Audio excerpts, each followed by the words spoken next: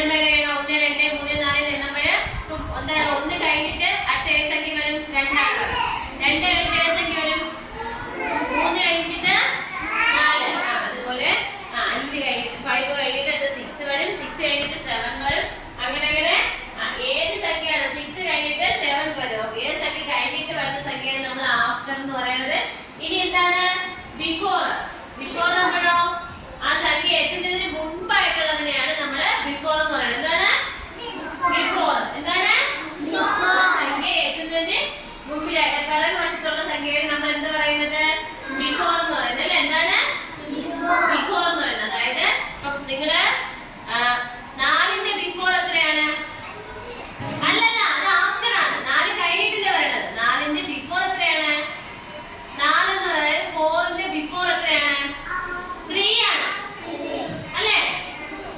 എത്രയാണ് 4ന്റെ ബിഫോർ എത്രയാണ്? 3.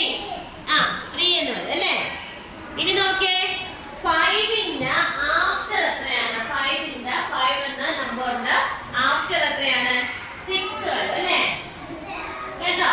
അപ്പൊ എന്താണ് ഈ സൈഡിലായിട്ട് 4ന്റെ ബിഫോർ എത്രയാണ്? 3. ഇനി 5ന്റെ ആഫ്റ്റർ 6 എത്രയാണ്? കുറച്ച് പറഞ്ഞേ.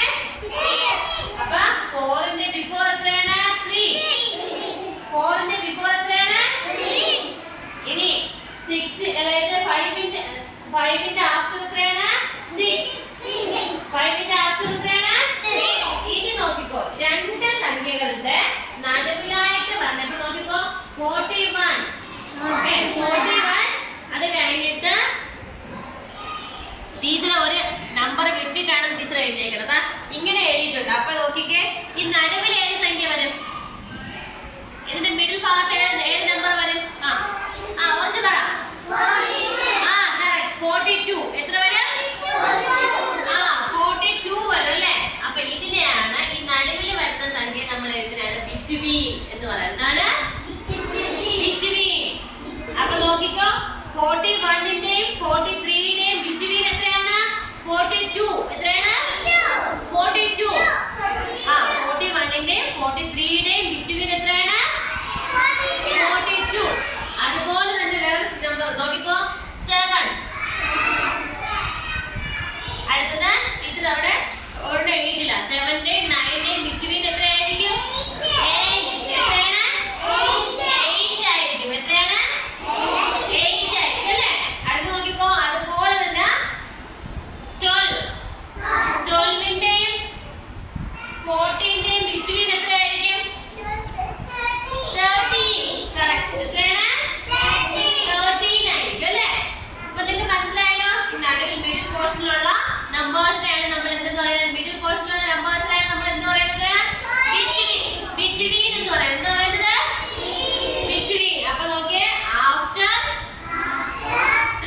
Before, between. After, before, between. നോക്കിയേ, ഇവിടെ നോക്കുമ്പോ മനസ്സിലാവും. ടെക്സ്റ്റ് ബുക്കിനകത്ത് ഈ പേജിനകത്ത് കണ്ടോ 67. 67ന്റെ ആഫ്റ്റർ എത്രയാണ്? 68. 68. അടുത്ത് നോക്ക്, 23ന്റെ ബിഫോർ എത്രയാണ്? 22. 22. എത്രയാണ്? 22. അടുത്ത് നോക്കിക്കോ, 41ന്റെ 43ന്റെയും ബിറ്റ്വീൻ എത്രയായിരിക്കും? 42. 42 ആയിരിക്കും അല്ലേ? അടുത്തൊക്കെ നോക്കുക, 66ന്റെയും അത് കണക്ക് 68ന്റെയും ബിഫോർ ആയിട്ട് ബിറ്റ്വീൻ ആയിട്ട് വരുന്ന നമ്പർ ഏതാണ്? ബിറ്റ്വീൻ ആയിട്ട് മിഡിൽ പോർഷനുള്ള നമ്പർ ഏതാണ്? എത്രയായിരിക്കും? 67. 67. മറന്നോ കേട്ടോ? അപ്പൊ നമ്മള് ആ മിഡിൽ പോർഷനിലുള്ള നമ്പേഴ്സിനെ പറയുന്നതാണ് ബിറ്റ്വീൻ. ഉറക്കെ പറഞ്ഞേ, ബിറ്റ്വീൻ. ആ മിഡിൽ പോർഷനിലുള്ള നമ്പേഴ്സിനെ പറയുന്നതാണ് എന്ത്? അതായത് അടുത്തൊക്കെ ആഫ്റ്റർ എന്ന് പറഞ്ഞു കഴിഞ്ഞാൽ ഒരു സംഖ്യ കഴിഞ്ഞിട്ട് വരുന്നത് അല്ലെ? ഒരു നമ്പർ 16ന്റെ ആഫ്റ്റർ എന്ന് പറഞ്ഞാൽ 16ന്റെ ആഫ്റ്റർ എന്ന് പറഞ്ഞാൽ എത്രയായിരിക്കും?